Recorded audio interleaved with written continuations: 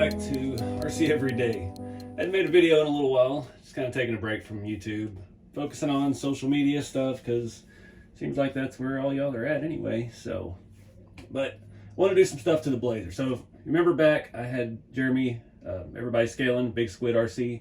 We swapped rigs, I guess at Axial Fest, after Axial Fest, I think. And he took my Blazer, his Trailfinder 2, full leaf sprung.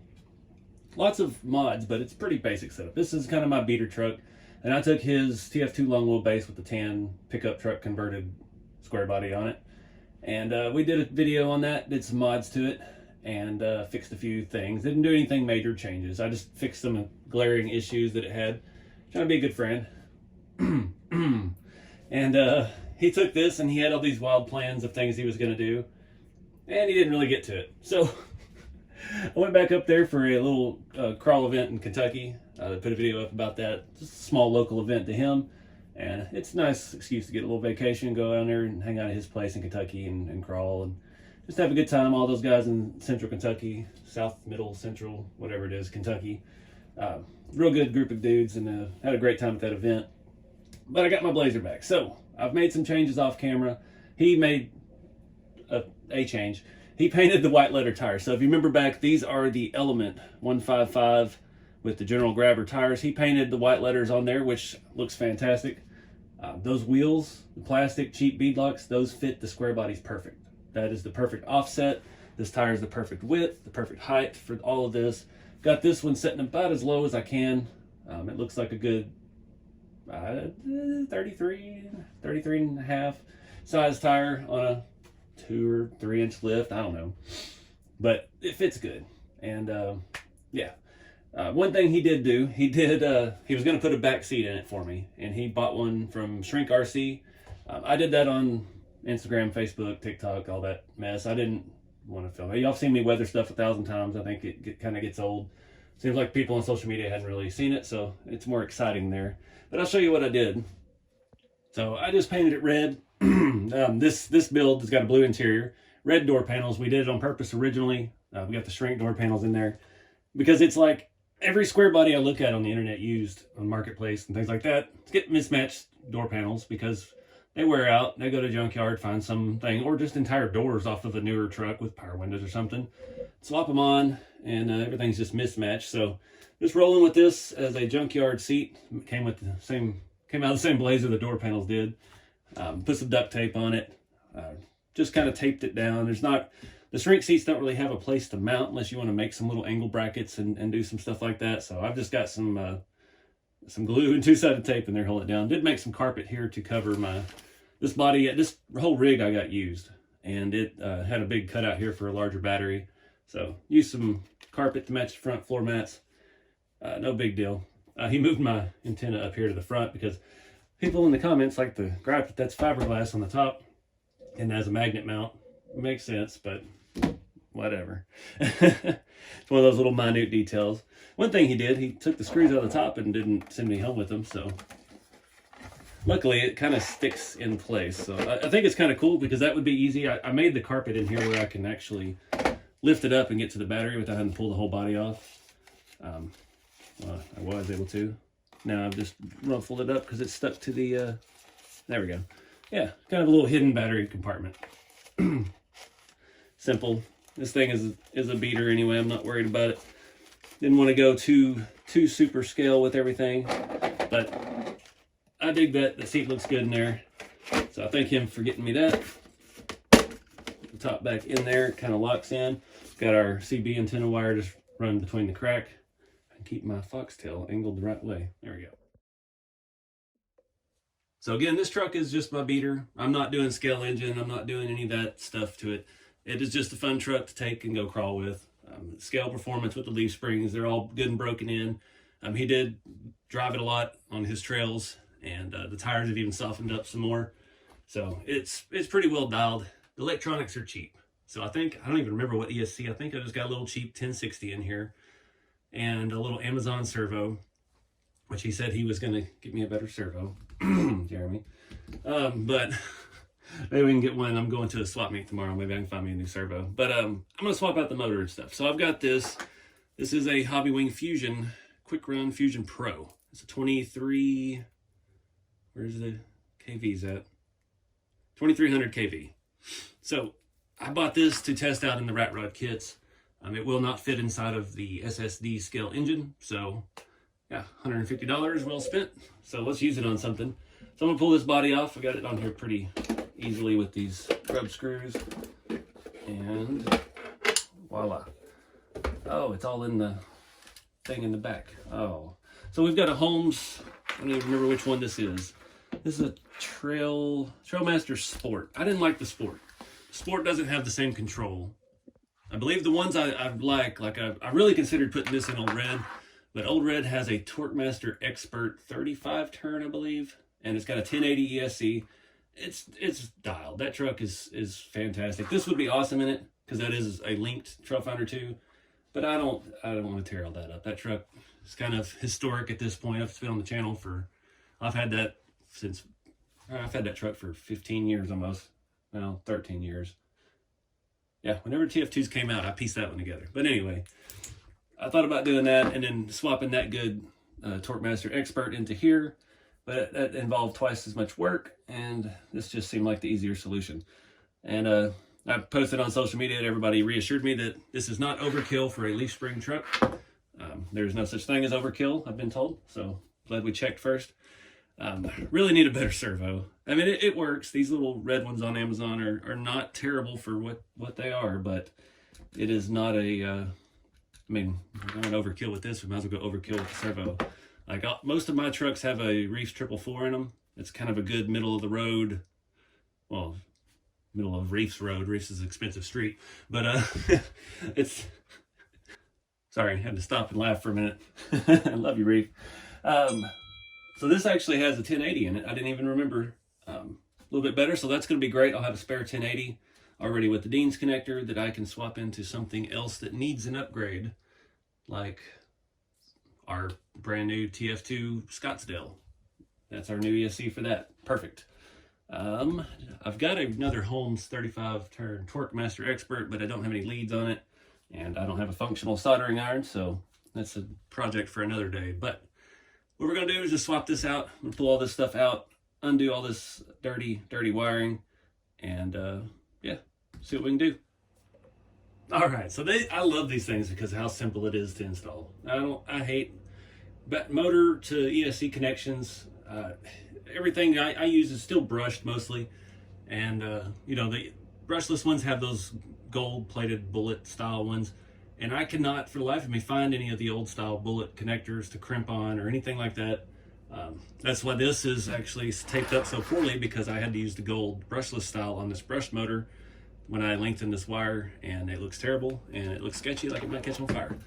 But luckily, Jeremy left me this nice Pitbull battery here that has the right connector. Everything I've run is Dean's connected.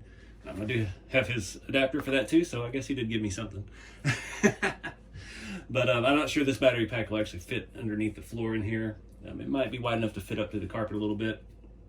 But yeah, easy. These things are so simple.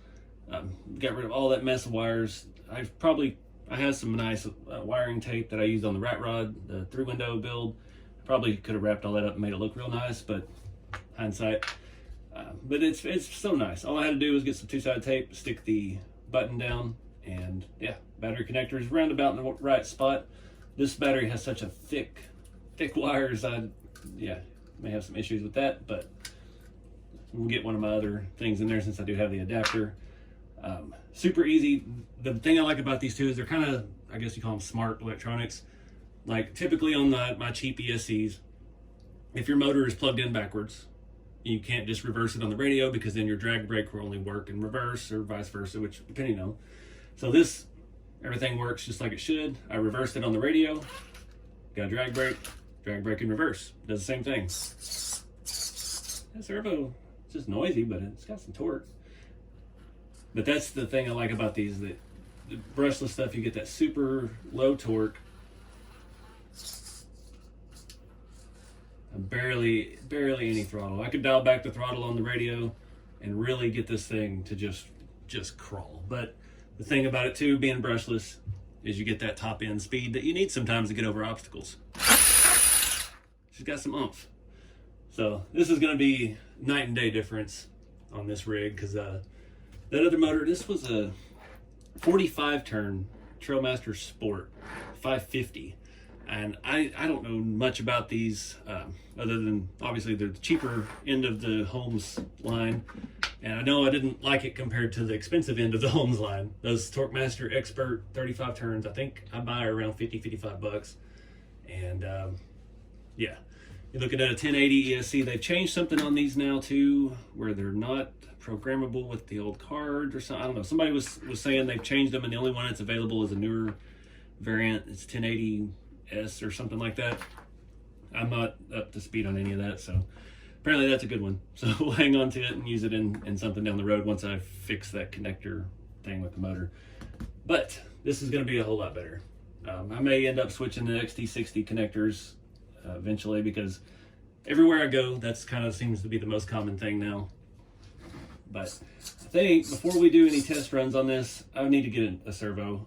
I feel cheap. So yeah, like I said, I'm going out to an event this weekend. I will see if I can pick one up there. I'm not sure what I'm going to go with. Looking at you know, like I said, everything I got is Reefs 4wds, and they've been fantastic. A lot quieter than that, which is really nice when you're out enjoying nature, filming scale things. You don't want to listen to constantly. So yeah, let's see what we can find and see what we can do with this thing. All right, guys, it's been a few days since we filmed the engine swap. We spent the weekend down in near Austin at the Hobby Shop, Texas. That was a really cool event. They made a hobby shop that you don't just go to for parts. It's kind of a hangout. They have stuff pretty much every night of the week. It's pretty cool. I wish I was a little bit closer to it. Spend some more time down there. Maybe I could actually learn how to drift. So I picked up a Reefs 422 HD. I don't particularly know a whole lot about this one. It is programmable, which I'm not worried about. I just need it to steer. I think this is what's in the K10, my long bed axial one. When I traded for that, he left the servo in there. I think it was a 422. This was 104 bucks. This is the cheapest one that they had that was full size, and anything over 400's good. Like I said, I used the 444s in most of mine, and yeah, never had a want for more torque in any of my rigs doing the scale stuff. So we're gonna swap some of this out. I'm gonna pull this body off of here. Actually, my door panel looked like it was loose. And see what all I need to do here. I've got this servo spaced out. I'll show you a little bit closer. Now, typically on these, I put spacers in the servo mount to lift it up. This has that tiny truck nuts flip kit, so the motor's on the opposite side. Usually you do that so your servo arm doesn't hit your pumpkin when you compress. You can see this actually has a lot of down travel.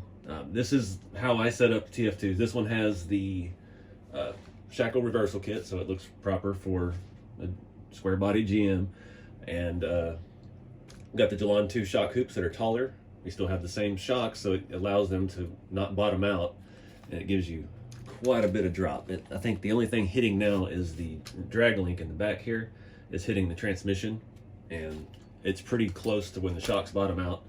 Not worried about that at all.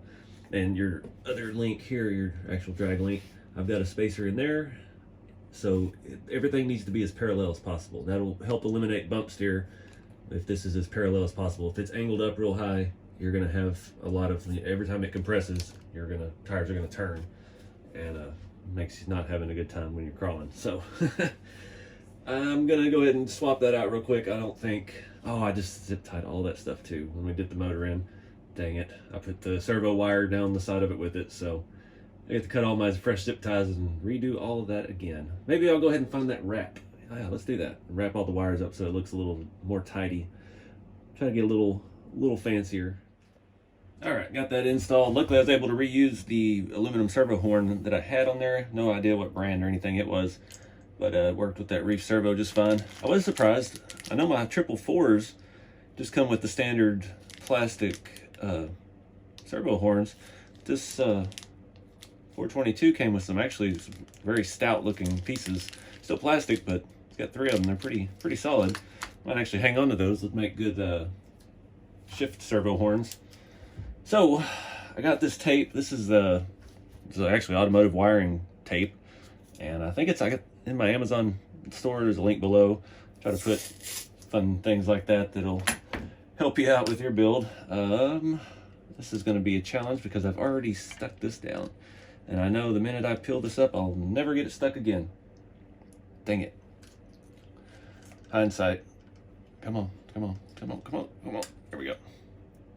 We'll heat it up and see if we can make it re-stick. That's the good 3M tape, so yeah, we'll do this. I'm gonna wrap it all the way up here to the front. Try to make it where you can't see it in the wheel well. You need to get those inner fenders for this one. I never do that. I've had a set for a while for, I think, the D90, and I just don't like them because they're Lexan. I don't know what I did. I tried some different Lexan paint, and it didn't work at all. Like, I checked it. It didn't have like the protective film on it. It was on the other side, and I painted the opposite side of it, and it peeled off. I can't remember if it was Traxxas paint. It was something that I've never tried before. I think it was actually like Duratrax Lexan paint. And yeah, it was pretty no good. All right, then I'm gonna bring this one in. Hopefully I can line this up where it's not too short. All right, got that all done. Looks fantastic. This was 25 kilogram hex fly. It's got at least a metal output. I don't know if it's fully metal geared or not, but these are decent little servos for nothing. I wouldn't, I'm not going to put it in something serious, competition rig or nothing, but when you're in a pinch, when you have a lot of rigs, having some cheap servos to throw in some from time to time is not a bad idea. Let's see how this works. See if I've got it all plugged up right. Oh, I guess I need to put the radio on the right rig. Went through here. I was disappointed. I forgot to bring my old BX3 with me, and that's what the shop truck was on. I was getting ready to drive it. I put a battery in it and everything, and I could not find anything on here. I finally could see inside of there. It was one of the older receivers, so oh well. All right, everything is nice and quiet. This is going to be a fun rig now. The nice servo. This is quiet engine, quiet servo. This is going to be very cool scale truck. I do like this battery. Jeremy gave me this one of his older Pitbull batteries when I took his truck because it had the XT60 on it, and I didn't have anything with XT60s, and I guess he felt bad because he didn't do all the things he was talking about doing on my Blazer, so he told me I could keep it. So it's neat. It has a level indicator on the end here. You just press it, and it's got 25, 50, 75, 100% full. And a real easy way to tell without having one of those little plug-in things and plug it in wrong 3 times and then beeps at you really, really loud. All right, guys, so a lot has happened in this video. I started filming this video, oh Lord, it's been over a month. We put all the electronics in this, and I was waiting to take it out somewhere and drive it. Still hasn't happened, so we're just going to keep moving forward. I've got some more mods for this thing today. As you can see, the hood has changed. I did some experimenting with real rust. That video is already out. Been out for a minute. I'm hoping to get this thing down. I'm going next week to a hobby shop in Leander, Texas. They got indoor crawler cores. Hoping to get some testing done and film some stuff, but at this point it's kind of irrelevant. So not that long ago, the Scottsdale came out, the RC4wd drive truck here, and this has a new body mount, and these are made to not spin as much. So it kind of hooks over the chassis rail, and yeah. The Blazer used to come with a different setup. I've replaced it over the years. This just has aluminum rods. Not the strongest. This thing takes a couple good rolls, and those would be bent out of shape and unusable. So, we've got the parts here. This is RC4wd drive. Can't even read it. Z-B0268. And this is the K10 Scottsdale handles and mounting parts. So this has the inner door handles, the interior support tray brackets for the pickup, and the body post. So I think that was like $8 RC4wd drive. got those pretty quick, and we're gonna try to put those on the Blazer today. And we're gonna set it up the same way where we can just pull the body off like so, but definitely need them to be a little more secure. The Blazer still has rear body post on it. Oh, there's a pin in that one. That was good planning. Because the truck has the body mounts in a different location. Let me pull this off here. Because it is the long wheelbase chassis, the truck body mounts are like back here. So this already has a whole bunch of custom configuration on it. We've got everything changed. Nothing is pretty much where it's supposed to be. So this actually be pretty easy. Except for that bolt right there where I cross-threaded one and stripped it out and had to put a bolt through the chassis for the custom skid plate we got there. That's the Tiny Truck Nuts skid plate setup. The wire wrap has come undone a little bit. That's good to know. So it should be fairly straightforward. Let me open these things up and we'll take a closer look. This setup does come with window cranks, and I don't know what these other ones are for the Scottsdale kit. That's kind of cool. We could reuse those on these shrink door panels we've got, but I'm not taking the interior apart. So we've got two different pieces here. We've got a narrow one and a thick one. On the Scottsdale, the thick one's in the front. It doesn't really matter, I don't think. The holes are centered in both, so it's just going to depend. We should be able to fit that on there just fine if we can get to these screws behind the transfer case. That's what's good about the long wheelbase, is those rear mounts are moved back and there's not anything in the way. You can actually get to those screws without having to split your chassis rails apart. This one, having it right in the transfer case area, is kind of a pain. If you have the stock transfer case, I believe that bolts inside of one of these, so then you're really tight at getting that screw out. Luckily, I think these are loose enough we might be able to maybe just force those out. So luckily I'm Mr. Prepared. I've cross-threaded. I've Loctited everything, so it is not wanting to break loose. All right, there we go. Got to be very careful not to strip these things out. Ooh, I must have went serious on the Loctite on this one. My word. This other side, the backs are going to be a problem. My God, what did I put in here? Maybe I did cross thread these.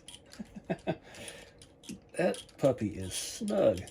So this does not come with the hardware. On the kit, it uses a coarse thread screw, which is much easier to take in and out than a fine thread. Wow, I went serious with Loctite. I'm going to go ahead and reuse these grub screws. I buy these in bulk packs now. I've got every size under the sun, but maybe we'll reuse it. Wow, that one is... What did I put in here? So it's another one of those easy projects that's never that easy. I swapped out all the grub screws. I don't know what these giant things were. These were actually some end links for rods. I've swapped them out for some 10 millimeters. One issue over here, luckily, I don't know why. I think it was because of this Tiny Truck Nuts relocation. The transmission moves it over to the other side, and has a really nice skid plate for the transfer case. I've raised this battery tray up like 2 millimeter, so we can still get this end underneath our plate on this side. That side I've trimmed it off completely. Don't remember why. I guess because we didn't really need it. But I did have to notch it. I took a little corner off of it because one of the bolts is right there where the body mount goes. And yeah, it was just in the way. So hopefully, I did have to take the transfer case loose already and get this thing started and get it lined up right. It worked just fine on the other side, so we don't have to modify anything else. It's a little crooked up there, but it's nice and tight. I'll probably straighten that up. It's a little more refined piece. I like the way these look better than just the old tubes that we had. So, yeah, I'm going to do the other side real quick. We'll see how easy it is to take this body on and off. All right, got that on. You can see I had to clearance this one a little bit just for my bolt there where we had a boo-boo. So I used the scale bolts and drove these through. They don't thread all the way in, I don't think. Or something was... Oh, that's what it was. So this piece used to have a screw that goes there. This plate, it's a horseshoe shape. And I had a screw in from the top, and I put one in from the bottom that was too long. And yeah, screwed that all up. Ended up having to drill the hole through all the way through the rail and bolt this. I went ahead and cut that side of this off because I don't really need it. We've got the 2-in-1. Only thing we need over here is a receiver and our on-off switch and battery connector. So figured why have it. So let's see if we can get this thing back together. Get those rears lined up. This should be much sturdier than before. Just pull it out. Boom. Golden. So now it'll have a little bit of give if we roll it down a hill, which has been known to happen several times with this truck. Still love it though. I was thinking the other day, I was looking all these Black Friday sales RC4 drive's been having, and like what do I need for TF2s? Like my trucks are all pretty well built now at this point. Still a few upgrades. I mean, we could go K44 axles on this. It still has Yoda 2s. My new chassis that we built last week for the blue body, I mean, it's got K44s, or it has the Yoda 2s, not K44s.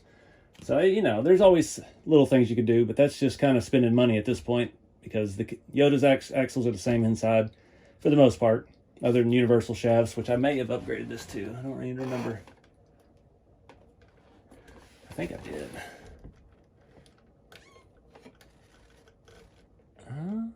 No, this one does not look like it. I have another set of universal shafts for the Yoda axles, so whenever one of these goes, because that seems to be the only issue I've had with them. The new Scottsdale comes with universals on those K44s already. Super nice upgrade on that. So yeah, I think we're gonna call this thing done. I mean, we've gotten a lot of stuff done to it, and yeah, we just need to do some testing now. But I am gonna wrap this video up here. This has been months long and it's just ridiculous. I don't even remember what I filmed in the first half, so we'll find out when I edit it. But yeah, just a little more Trailfinder 2 tech. Those brackets will work on the Blazer and the Scottsdale. They will not work on the Yoda. They might possibly work on the 4Runner. The 4Runner was a little bit wider than the Yoda. I guess we could try that out real quick. I've got a 4Runner sitting here. We'll find out real quick. Oh, except I don't have a place in the back for the body post to go through. We can eyeball it. So it is a little too wide. So at least we know now. We're probably about 3 millimeters on each side too wide. I don't understand it. These element wheel and tire look good on everything. These things stick out. They look just like 15 by 10s on these 4Runners. I wish I could get the body to sit down lower on it. I'm not taking this chassis apart again. I do have a new 4Runner body coming. One of their the bronze color. I don't know. This one's been through it. The top's broken in a bunch of places, and I'm not sure yet what we're going to do with the bronze one. I just want to fix up my 4Runner chassis because it is another very well equipped platform. It's got a good motor and reef servo. It's got a working winch. It's got CC hand bumpers. I mean, it's decked out. So, but now we may have to try these tires and wheels on it. But we'll see. But anyway, the body mount's a little too wide for the 4Runner. So I'm going to end it here. I appreciate you guys watching. And yeah, get out there, do something fun with the hobby. Keep it scale, and we'll see you next time.